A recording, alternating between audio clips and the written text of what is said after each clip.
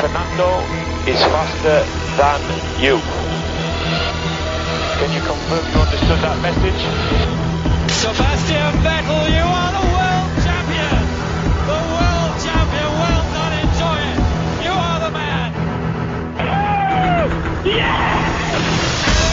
Garagistas.com.br apresenta GaraCast.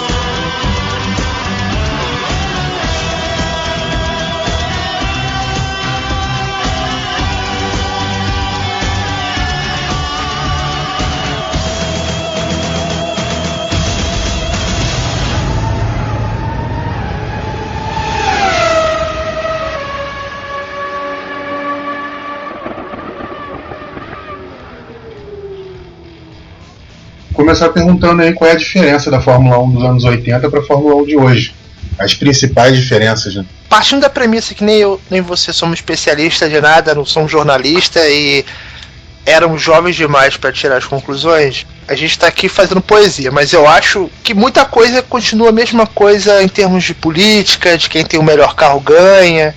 Eu só acho que a sociedade que a gente vive hoje influencia no esporte também. Essa história de politicamente correto atrapalha muito. Os ecochatos, questão de economia. Você pega os anos 80 foram os melhores. E a Fórmula 1 tava nessa vibe também. Não sei se você lembra, os caras passavam no pit stop, não tinha limite de velocidade e não tinha limite de gente no pit, então era Exatamente. Aquela loucura, um monte de gente em volta do carro, os caras com aquelas bermudinhas, não tinha macacão anti-chama, não tinha nada.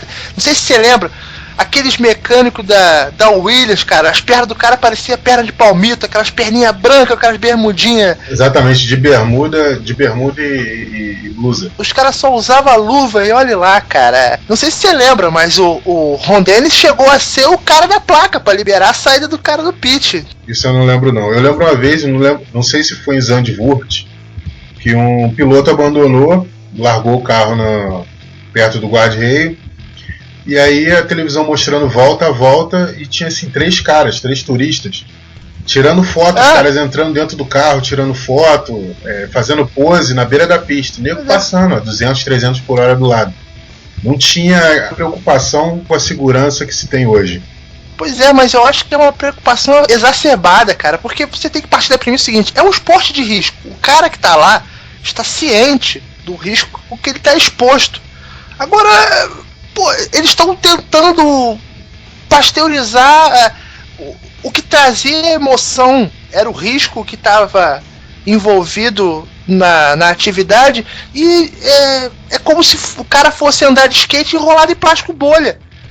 Entendeu? Ele inibe a capacidade do cara de desenvolver o talento dele. Então, não pode isso, não pode aquilo, bate roda com roda, o cara já leva drive-thru, o cara vai proteger a posição dele, é conduta antidesportiva, drive-thru, ou então perde 10 posições na outra corrida. Então, eu acho que, tirando o aspecto tecnológico, que teoricamente era o que a gente tinha que levar mais em consideração, essa parte humana também, que a sociedade interfere no esporte, na política, que seja, é uma coisa que atrapalhava muito. A Fórmula 1 era, cara, não sei se você lembra, chegaram a ter 20 equipes nos anos 80, aí tinha que fazer aquela pré-classificação e classificação para ver se os 26 que iam largar, ficava gente de fora. Lembro sim. Até aqui em Jacarepaguá ficava várias equipes de fora, porque as equipes não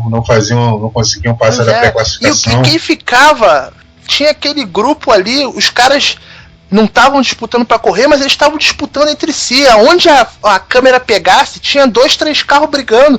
Hoje, depois que larga, parece uma fila indiana, cara. Até que nos 2 últimos anos a gente deve ver alguma disputa, mas forma aquela linha, todo mundo um atrás do outro, aí começa a dar uma distância. Se ficar muito perto, deteriora o pneu. Se ficar muito longe, não tem chance de ultrapassar. Aí fica, dependendo de estratégia de pit, se o cara entrar primeiro, ele vai fazer 2, 3 voltas mais rápidas, aí quando ele, na segunda parada, ele já vai ter distância para entrar na frente. Então, tá perdendo o princípio do automobilismo, que é o carro competir contra o outro, e não uma questão de quem tá sentado dentro do box fazer conta no computador pra dizer a hora que o cara entra e o cara sai, entendeu?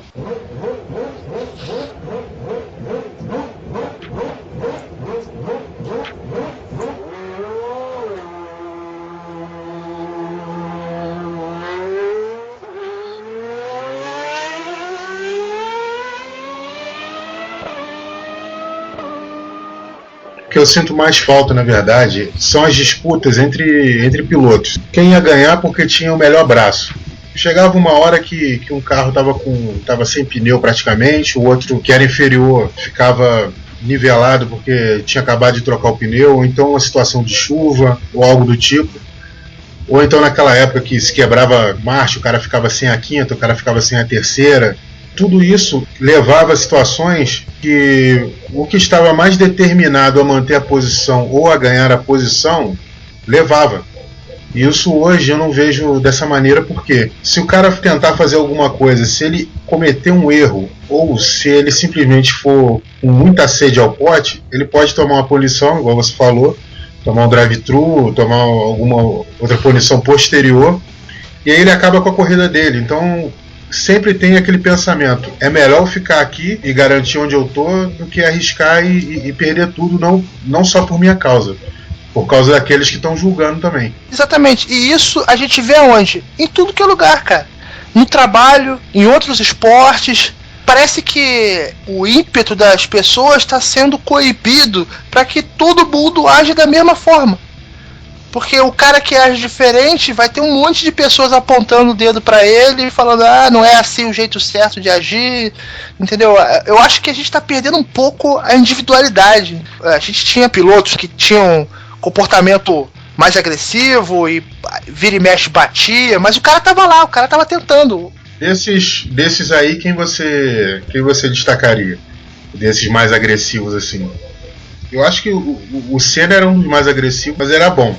O Senna era agressivo, mas tinha um talento extra classe. Mas tinha, por exemplo, Patrese. Patrese era um cara que, ele estava envolvido na morte de pelo menos 2 pilotos. Não diretamente, mas o acidente foi o Ricardo Paletti, ele estava no meio. E que eu me lembro, ele estava no meio de 2 acidentes que teve vítima fatal. E o cara tava lá, mano. Na reta final, quando ele começou a virar escudeiro do Mansell, ele deu uma meia segurada. Mas ele era um cara que arriscava tudo. De Césares, André De Césares. O que eu já vi esse cara capotar, maluco, eu nunca vi nego fazer com um carro de Fórmula 1 o que esse cara fazia, cara. Então, quem mais? Nakajima. Mas Nakajima era kamikaze. Não tinha eu tenho uma outra opinião. Eu acho que o Katayama era kamikaze. O Nakajima era incompetente. Entendeu? Não. Entendi. Não quer dizer que o cara não ter competência, ele também estava arriscando. Mas eu acho que muitas das vezes que ele cometia o equívoco era por falta de capacidade. Eu não vou esquecer nunca quando ele fez o teste com a Lotus em 87, que o Senna andou no carro, ele andou no carro, aí ele saiu do carro e falou assim: eu nunca vou ser capaz de fazer o que ele fez.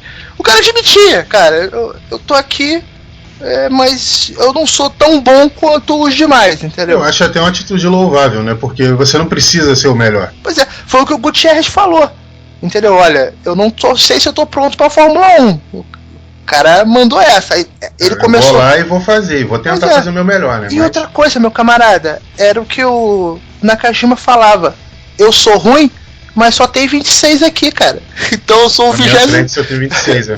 Entendeu? Então, o cara é ruim, mas o cara é piloto de Fórmula 1. No mundo de Fórmula 1, o cara é ruim. Quer dizer, ele no mundo onde, digamos que no mundo inteiro 100 pessoas poderiam estar ali no lugar dos 26. Ele é o 26º. Então, quer dizer, ele ainda chegou lá, ele tem os méritos dele, né? Outro cara que também era sensacional, algumas atitudes que ele tomava, era o Mansell. Não, cara, o Mansell não tem paralelo, cara. O Mansell, eu já vi ele fazer coisas que você não acredita. Eu não sei se ele pensava assim, cara, vai dar, ou ele nem pensava. Cara, eu vi ele passar o Berger por fora da peraltada, cara. Nossa, cara, uma roda encostasse no outro ali, ele ia cair em Guadalajara. Ele não ia ficar nem dentro do autódromo. Cara, era fantástico. E era demais. Duas coisas que são marcantes no Mansell era a capacidade dele de fazer manobras incrivelmente fantásticas e incrivelmente estúpidas e sempre sair do carro ou mancando ou segurando o bracinho, não sei. Fazendo aquela cera, né? Pra fazer papel de coitado, né? Exatamente. Sempre assim. Lembra também daquela disputa dele contra o Senna em Mônaco? Que ele tentou de todas as maneiras ultrapassar o Senna e aí chegou no final, na hora do pódio, o Senna dando tchau, bebendo champanhe, pulando, o Mansell segurando no ombro do Keck Rosberg e de repente o Mansell foi e caiu, como se tivesse dado a volta ao mundo inteiro, chegado ali naquela hora, desfalecendo e coisa e tal. Sendo que a Williams era um carrão naquela época, né? A Williams era superior à McLaren. 86 o Piquet foi campeão com a Williams. Exatamente. Outra coisa que eu não vou me esquecer, eu não me lembro qual era a pista, mas que acabou a gasolina da Lotus dele, ele tava na Lotus. Estados Unidos. Um desgraçado no Ken e ele foi empurrando o carro. Começou a empurrar, só que a linha de chegada era numa subidinha. Aí ele desmaiou, o carro começou a rodar pra trás, quase que atropelou ele. Cara, fantástico. O Mansell não tem paralelo, cara. Ele era demais. Outro piloto que era assim, mas que eu creio que ele era da estirpe dos grandes. Com certeza foi da estirpe dos grandes. Villeneuve. Ah, sim. Villeneuve não tinha pra ninguém. Eu acho que ele, se ele não tivesse morrido, ele teria pegado a fatia de um desses campeonatos aí, ou dois, contra Piquet, Senna mesmo. Eu acho que também tem o seguinte, cara, o Villeneuve tem muita mítica envolvida nele, primeiro pelo amor que ele despertava nos tifose lá, porque, você vê, ele nunca abandonava a Ferrari, cara, ele voltava pra Ferrari com 3 rodas, voltava com a Ferrari pro boxe sem estar enxergando, não sei se você vai lembrar de um... Lembra aquela que o bico do carro voltou? O cara voltou sem enxergar, mas ele era um cara, win or all. Tanto é que Exatamente. Se você vê ele era o verdadeiro espírito da Fórmula 1 naquela época. A gente queria ver, que a gente gostava de ver. Cara, exatamente. Não quero burocracia. Nós estamos aqui, quem arrisca mais vai ou ganha ou bate, entendeu? Mas ele não tinha números muito expressivos. Eu não sei se ele chegaria a ser campeão. Mas ele era um show à parte, né? Tanto é que tem gente que foi campeão e não é lembrado como ele. Vide Damon Hill. Damon Hill, o campeão de 80, quem foi? Aquele cara australiano. 80 foi Alan Jones. Australiano, Alan Jones, isso aí. Então, por isso que eu tô te falando. Eu perguntei quem foi campeão em 80 e não veio Alan Jones na cabeça. Mas o Villeneuve tá na cabeça do Mas você tem que levar uma coisa em consideração. A Williams não faz bicampeões.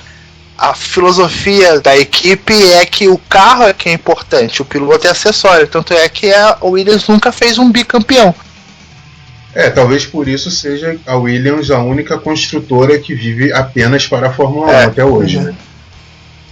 Nenhuma das outras.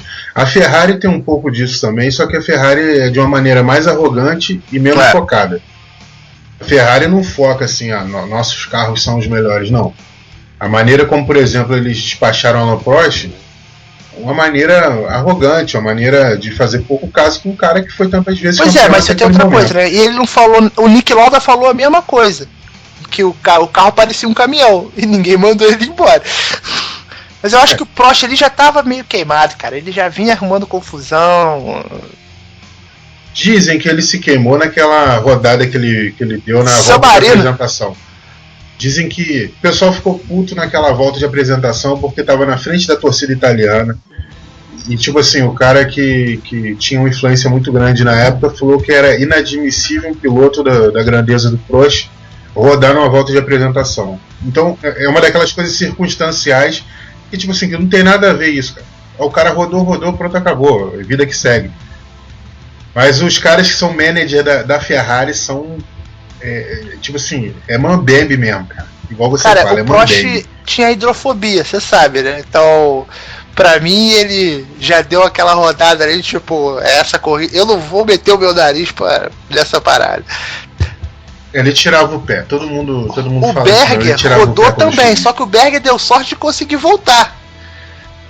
Outro que rodou também foi o Montoya, poucos anos atrás. Pô, o Alonso rodou naquela época que tinha aquela briga de pneus entre a Bridgestone e a Michelin, que ele fazia aquelas esquentadas de pneu, ficava chicoteando a traseira para um lado e para o outro. Uma hora ele errou, ele rodou na volta de apresentação. Mas como o carro continuou em movimento, ele pôde recuperar a posição dele de largada. Não foi nenhum crime, cara. Muita gente já fez coisa pior. Você não sei se você vai lembrar, mas o Roberto Guerreiro era pole position da Indy 500. O cara rodou na volta de apresentação e não disputou a corrida, cara. Caramba, cara. Outras diferenças. Foi o começo da ascensão do Bernie Eccleston, né? Na categoria, para ele se tornar o que ele é hoje. Cara, né? Na verdade, naquela época, a Fórmula 1 era regida pela FIA, né? Tinha outro nome na época, acho que era FISA.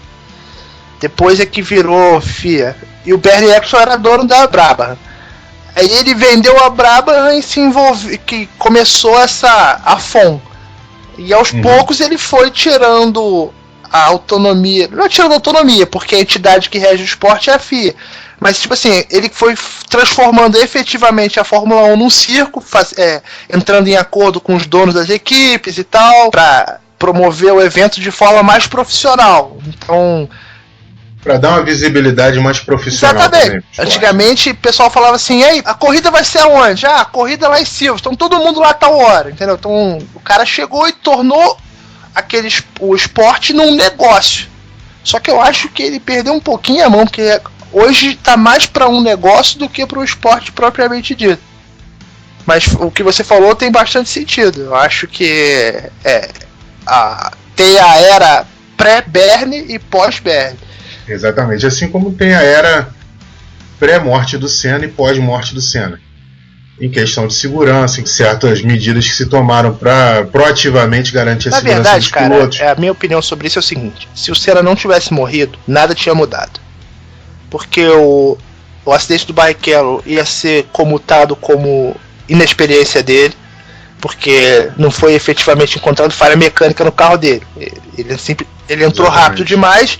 A zebra fez ele. Exatamente, a zebra era alta demais, o guarda-reio não era adequado, então, tipo assim, ia ser culpa circunstancial, culpa do circuito, que infraestrutura precária. O Ratzenberger morreu, ele perdeu o aerofólio antes de bater, então, equipe pequena, não tem os mesmos recursos, recicla equipamento. Só que o Senna não, cara, o Senna estava na melhor equipe da ocasião e era o melhor piloto do mundo. Quando aconteceu isso com ele, eu sabia, tem alguma coisa errada no jogo, entendeu? Então foi aquela barata voa, aí só que também inventaram uma série de medidas que a Fórmula 1 ficou ali de 95 até 97, esses 2 anos foram um dos piores da Fórmula 1. Os carros eram horríveis, quase não havia disputa, tudo era motivo de pânico. Não sei se você lembra do fim de 95, o acidente do Hackney, que também em Adelaide, que, pô, o cara quase morreu também, aí o nego já começou, não, tem alguma coisa errada, aí começaram a ver se a Fórmula 1 valia a pena, já estava começando a criar aquele brotinho do politicamente correto. Mas eu acho que eles foram se ajeitando, e a partir de 97 começou a voltar a ser um esporte competitivo de novo, claro, com a hegemonia da Williams, mas já tinha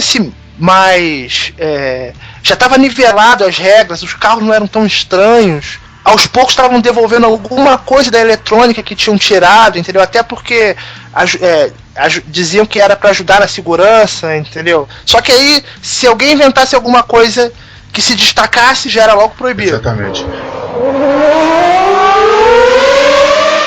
Aproveitar para dizer que tem um novo escândalo pintando por aí, Galvão. Essa investigação feita pela Renault, na verdade feita por uma empresa independente, e já tem depoimentos que incriminam Flávio Briatore por algo muito grave, de ter premeditado aquele acidente de Nelson Piquet na 14ª volta do Grande Prêmio de Singapura em 2008, que deu a vitória a Fernando Alonso e inclusive mudou a história do campeonato. Lembra que o Alonso fez o pit stop na volta 12 e o Nelson teria que interromper a corrida de qualquer forma na volta 14, com a entrada do safety car, e até o lugar da batida teria sido previamente escolhido, segundo alguns depoimentos e algumas gravações da comunicação por rádio que confirmam suspeitas. E os engenheiros da equipe, nem todos participaram, mas todos estão sendo investigados, e há um clima muito ruim aí na equipe Renault. Essa é uma coisa seríssima. É uma história, talvez a história mais escabrosa de 59 anos de Fórmula 1. Enquanto isso, por trás dos panos, né, sim, o chefão da máfia italiana, né?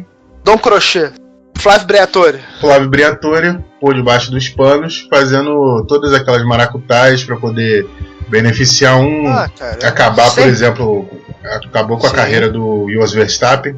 Pulpo Moreno. Né? Depois foi realmente visto. Pulpo Moreno. Na época que aconteceu aquele problema com a entrada do combustível no carro, quando colocaram ele contra a parede, né, a atitude dele foi de criança. Não, o meu tá aberto, mas aí apontou o dedo. Aquela e aquela também tá aberto. Então aí foi, tipo assim, viram que iam ter que tomar uma atitude muito drástica contra várias pessoas para poder fazer alguma coisa efetivamente, né? Até chegar ao ponto do cara fazer o que fez em Singapura. Mas, olha, não vou te enganar, não teve jeito. Isso faz parte do esporte, cara. Foi assim a vida inteira. A Brabham tinha um reservatório de água que o carro era pesado antes da largada. Hoje é depois. Exatamente. O senhor Nelson Piquet, né? Piquet foi um dos caras que mais inventou maracutaia, cara. Isso fazia parte do esporte. Ele inventava maracutaia e inventava coisas... coisas válidas até hoje. O reabastecimento foi uma delas. Cobertor de pneu. Cobertor de pneu. O limitador de velocidade no pit stop é por causa do Piquet, porque ele viu que, eu não lembro qual foi a pista, ele percebeu que se ele passasse por dentro dos boxes ele fazia mais rápido. Não, na verdade quem fez isso foi o Senna em Donington, naquela prova que ele chegou quase uma volta na frente do segundo colocado. Ele passou várias vezes por dentro do box, porque não tinha limite de velocidade e o trajeto do box era mais curto do que ele fazia o trajeto normal. Depois disso que eles começaram a chegar juntos também. Mas eu acho, cara, que essas trapaças sempre... Não é trapaça. O cara descobriu uma vantagem. É claro que uma coisa é o cara pegar o regulamento e não cumprir o que está especificado. Outra coisa é o cara inventar uma coisa que ninguém disse que não podia fazer. Entendeu? Aquela história de 94 que o Schumacher ficou 2 corridas fora por causa da falta do filtro de gasolina, da bomba de gasolina, e aquela história da placa de que limitar a altura do carro dele estava mais gasta, prova isso, entendeu? Então, aquilo estava estipulado no regulamento e eles bularam. Outra coisa é os caras inventarem uma solução que ninguém disse que não podia fazer. Exatamente, como o seu Adrian Newey tá fazendo aí, né? Ele tá pegando coisas realmente que ninguém disse que não poderia fazer. Então, cara, cê lembra do controle de largada da Renault?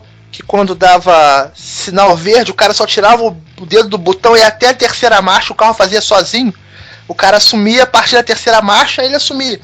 Entendeu? O cara não precisava acelerar, não precisava fazer nada. Já tinha programação com a melhor configuração de tração. Nas 3 primeiras marchas, o cara ficava com o botão segurado.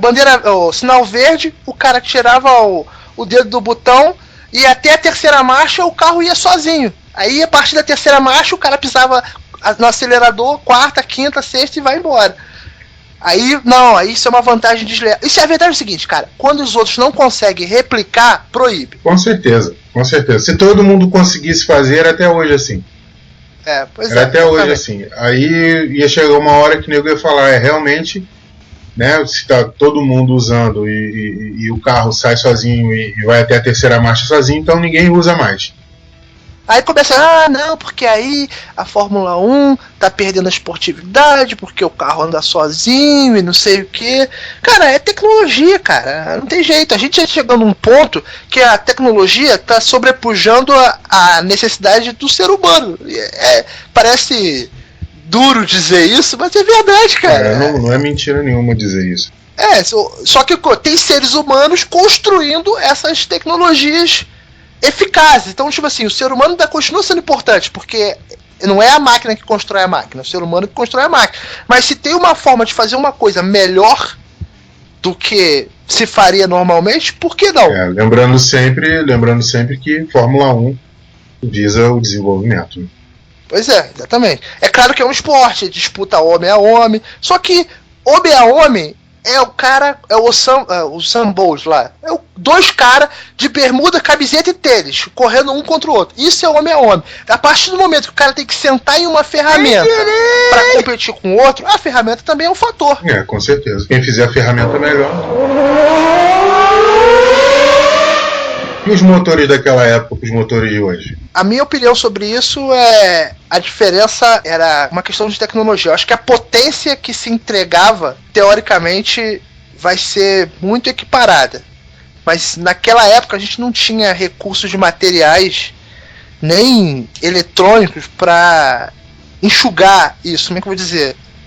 Você precisa. Naquela época um turbo durava. Tinha um turbo para classificação, um turbo para corrida, porque os compostos que das peças não tinham resistência. Então era tudo muito caro. Não sei se você lembra, um motor Renault de classificação custava $300 mil.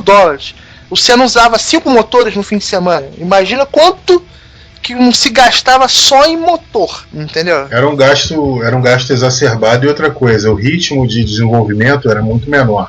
Você demorava um ano inteiro para você chegar a desenvolver um motor de uma maneira expressiva comparado com o que é hoje. O que é hoje em 2, 3 corridas, por conta dos dados que se tem de telemetria, é muito mais expressivo o desenvolvimento. Você pode pegar esses dados e transformar efetivamente em melhorias da noite para o dia. Uma classificação para uma corrida você pode melhorar o motor, se você quiser. Naquela época não tinha como. Naquela época era mais por experimentação. Faz isso, deu certo, continua fazendo. Muda isso, quebrou? Não, volta pro que estava antes. Hoje a gente experimentação e outra coisa que, mais uma vez, o Senna era craque nisso, né? Que era o feedback técnico. Feedback técnico que ele dava para os técnicos dele e também tipo um sexto sentido que ele tinha, que na verdade não era um sexto sentido, era o feeling dele sobre tudo aquilo ali. Ele vivia aquilo ali de uma maneira muito intensa. Tinha um engenheiro da Renault não. Ele era francês, era o engenheiro da Lotus. O cara disse que nunca tinha, em todos os, 30 anos de Fórmula 1 que ele tinha antes, não tinha encontrado um piloto que tinha uma capacidade tão grande de transmitir dados para o staff técnico, entendeu? O Senna era capaz de até fazer o barulho do motor com a garganta para tentar ilustrar aquela informação do comportamento do motor naquela curva indeterminada. Outra coisa interessante é que quando ele chegou na McLaren, ele foi visitar a Honda e tal, aí eles foram mostrar o contagiro, e o contagiro estava em fração de 500 RPM. Aí ele falou assim, eu quero que faça de 100. Uhum. Aí os caras não olharam um pro outro e falaram, pô, esse cara tá de sacanagem. Como é que esse painel trepidando a 300 por hora, o cara faz diferença se ele tá em escala de 100 RPM e 500 RPM. Mas pro cara fazia. Com certeza fazia. O carro dele era todo assimétrico. Ele pedia para colocar pressão nos pneus de maneira diferente. E aí teve uma vez que ele pediu para colocar pressão tais nos pneus, começou a dar a volta, ao invés dele começar a volta lançada, ele entrou no box de novo. E aí falaram, o que houve? Será que deu algum problema e tal, não sei o quê? E aí ele falou, não, eu pedi para colocar X pressão no pneu dianteiro direito e colocaram tal. Aí nego, não é possível, ele tava, né, subiu a cabeça agora, né? Como sempre as pessoas acham, né? E foram lá medir a pressão, tava a pressão que ele tinha falado, não a que ele tinha pedido. Então realmente tinha que se trabalhar com uma pessoa assim, um profissional desse, da maneira com o ajuste mais fino possível, porque era um cara que demandava isso. Tem uma outra história também que eles estavam fazendo um teste de motor, aí ele deu 1, 2, 3 voltas, parou e falou assim, olha, eu parei porque o motor vai quebrar, é melhor vocês desmontarem antes de quebrar. Aí o cara da Honda olhou pro Ron Dennis assim e falou assim, esse cara só pode estar brincando, né? A palavra final era do Ron Dennis. Tipo assim, vamos acabar o teste para desmontar o motor ou manda esse cara fazer o que ele é pago pra fazer, que é pilotar e continuar. Aí o Ron Dennis, porra, que tinha uma baita simbiose com o Senna. Inclusive eu acho que essa simbiose ele só teve de novo com o Hamilton. Com o Hamilton, exatamente. Entendeu? Ele falou, não, desmonta o motor. E porra, não é que tinha uma porra de uma peça lá pra quebrar? Era o virabrequim, tava fissurado. Exatamente. E aí depois disso, o Berger tava fazendo testes também. Eu tava o motor quebrou e não sabia o que houve. O motor quebrou e tal, foram desmontar o motor, era a mesma fissura no virabrequim. E aí perguntaram pra ele, você sentiu alguma coisa antes de quebrar e tal? Não, o motor tava perfeito e de repente quebrou. Eu sei. Quer dizer, a diferença colossal entre a sensibilidade de uma pessoa e de outra. E qual é o problema, cara? Hoje, o cara não precisa ser igual a ele, porque a tecnologia supre esse handicap que os pilotos de hoje têm, cara. Exatamente. Entendeu? Então, tipo assim, naquela época onde era tudo na base da experimentação e todo o feedback técnico ajudava no empurrar a tecnologia mais pra frente, o cara fazia diferença. Tanto é que por hoje ele empurrou pra frente. Exatamente. O cara saiu da Toleman, nunca mais ninguém conseguiu os resultados dele. O cara foi pra Lotus, nunca mais ninguém conseguiu o resultado dele. E olha que teve o Piquet lá. Não vou ser injusto com o cara. Quando o Piquet tava lá, já era a raspa da beirada. Mas ele tava com os motores Honda, entendeu? Entendi. Mas ele não conseguiu um resultado tão expressivo. Foi pra McLaren, a McLaren já era boa, mas ele empurrou mais um pouco pra frente. Então, hoje, com feedback eletrônico, é complicado, né, cara? A máquina nivela por baixo. Na verdade, hoje a diferença é quem tem a melhor infraestrutura e os melhores engenheiros, né? É duro. Até parece que é um contrassenso do que eu acabei de dizer, que se tem alguma coisa para melhorar que se use. O problema é que o lado ruim disso é esse, entendeu? De repente, se eu sentasse na Red Bull, eu ia andar bem também, entendeu? Não tô desmerecendo. Exatamente. Não tô desmerecendo o Vettel de forma alguma. Até porque eu não ia caber dentro da Red Bull, mas se botasse um outro piloto sentado lá... O piloto que eu digo, cara, vamos ser sinceros. Piloto do mesmo nível. É o Vettel, o Alonso, o Hamilton. O Raikkonen já tá um passo atrás, cara.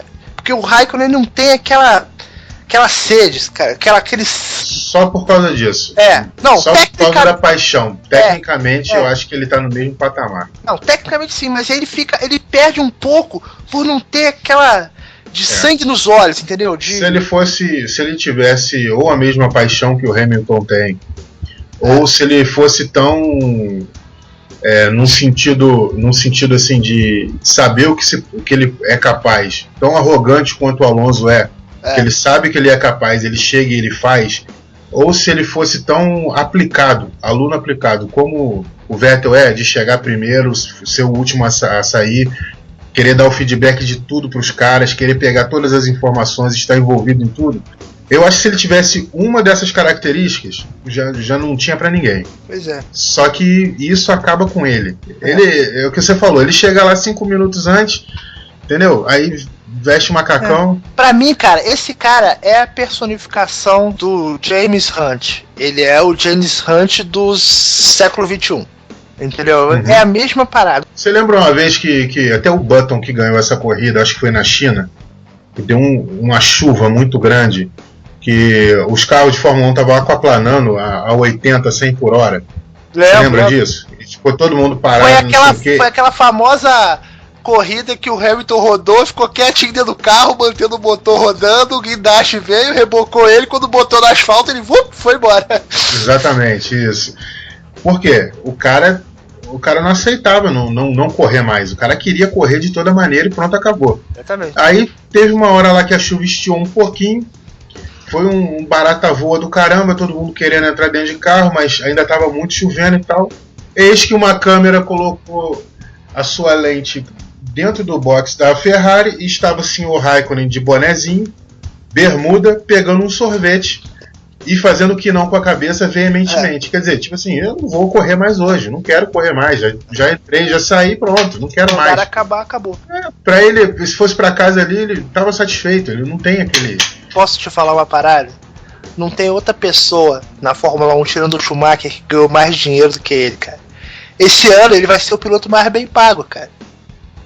Ele fez um acordo de $50 mil por ponto. Eu ouvi falar hoje que não pontos corridos, pontos somente pontos, não. Num contexto de você ficar na frente de outra equipe no campeonato de construtores. Cada ponto chega a valer $500 mil. Uma coisa assim. E tá pegando 10% dessa parada só pra ele. Pois é. Entendeu? Então, o cara sabe viver, cara. E o cara... Ele é bom vivant. Ele é bom vivant. Você vê os vídeos dele, com certeza já começa que ele gosta de uma vodka. Então, um cara assim, gente boa. Você não lembra dele em Mônaco com os comparsas dele andando com fantasia de macaco, cara? Pra nego não ver que era ele? Porra, o cara caindo do iate bebum, putz. Bêbado, foi dar uma tacada de golfe, caiu de cara. Pois é. Então, tipo assim, mas o cara vive, cara. Sabe qual é o problema? Pega o Vettel.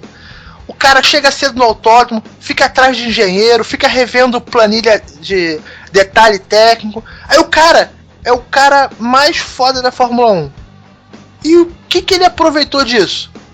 Nada. O Raikkonen não. Olha, eu sou piloto de Fórmula 1, sou piloto de Fórmula 1 top, tô ganhando uma grana do cacete, exatamente, tô tomando todas do planeta. Eu acho que o ponto de equilíbrio maior que a gente pode pegar nisso aí é o Raikkonen mesmo. Ele é bom, não é o melhor, mas ele não é o melhor, mas ele é o que sabe aproveitar melhor a vida. Mas posso te falar uma coisa? Até porque eu sou suspeito de dizer, porque eu sou muito fã desse cara. Se tiver um cara que fala assim, fulano, a gente tem 2 chances, é ir até o final, ou essa merda vai arrebentar e eu não posso te garantir que vai sair tudo bem. Eu acho que o Raikkonen vai. O Raikkonen é o que vai. Você não lembra, cara? Em Hockenheim... É exatamente por isso que eu estou falando. O pneu ficou quadrado, caraca, a suspensão tremendo tudo, a câmera on-board, quase que você não conseguia enxergar. E nego, pô, se ele parar, ele chega em terceiro. Se ele não parar e o pneu não arrebentar, ele ganha. O cara foi... Tentou ganhar, cara. Porque o cara tá lá pra ganhar, o cara não quer fazer número.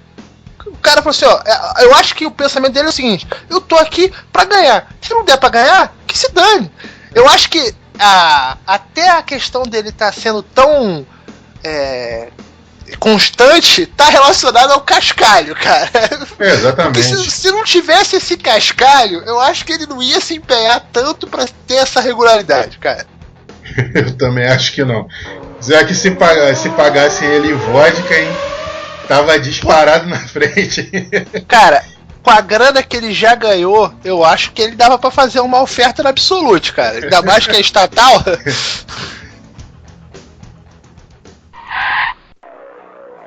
Momento nostalgia. A gente falou de Villeneuve. Eu não vi porque eu não era nascido na época, mas aquele grande prêmio da França de 79, eles estavam disputando o 6º lugar, Gilles Villeneuve e René Arnoux. Aquela disputa foi de tirar o fôlego, né? Foi. E até a gente falando em motor, é interessante porque o Villeneuve tinha o motor V12 3.0 e a Renault tinha o motor 1.5 Twin Turbo. Então, pô, você vê que até essa questão de motor não fez tanta diferença ali, né? Exatamente, porque numa volta, na primeira volta, quando o Villeneuve ele toma a ultrapassagem, a primeira disputa de tomada de ultrapassagem, o cara dá uma fritada no pneu, faz a curva por dentro e passou na frente. Na segunda vez que eles vão fazer a mesma curva, né, que é no final da reta, o Villeneuve trava o pneu e a fumaça para todo lado. E aí ele entra na curva do jeito que veio, do jeito que deu, e passa na frente do René Arnoux.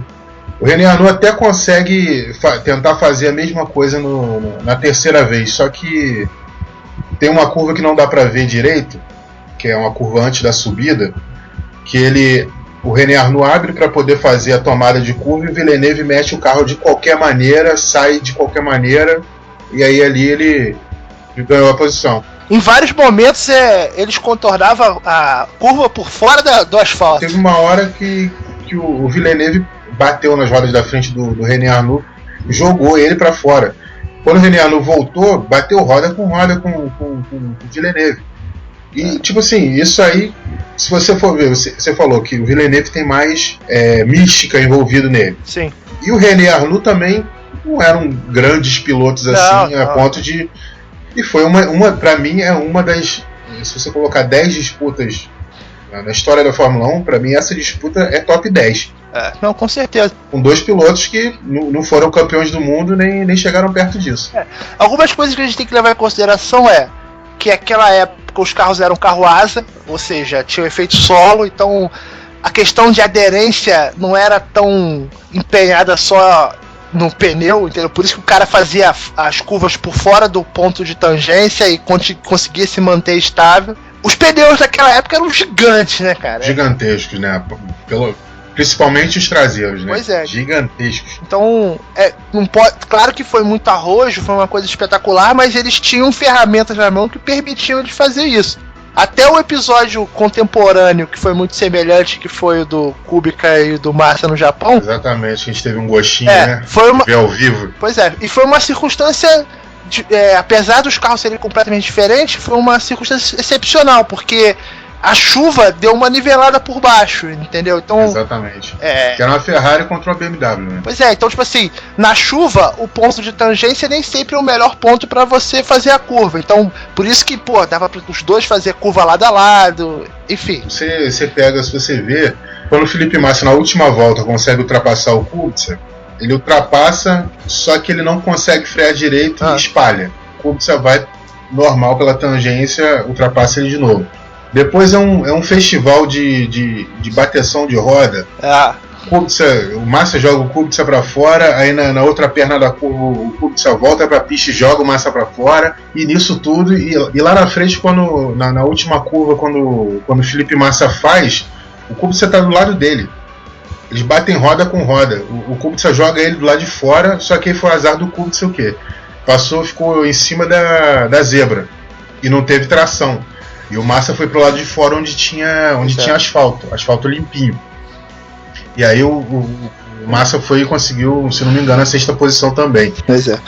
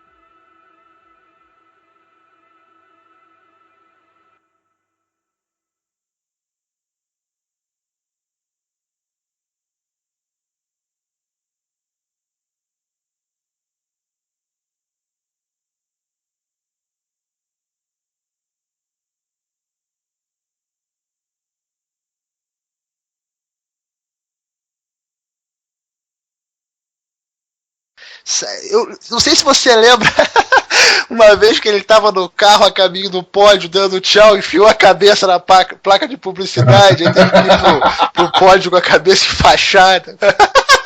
Pô, o Mansell vale um podcast só pra ele, cara.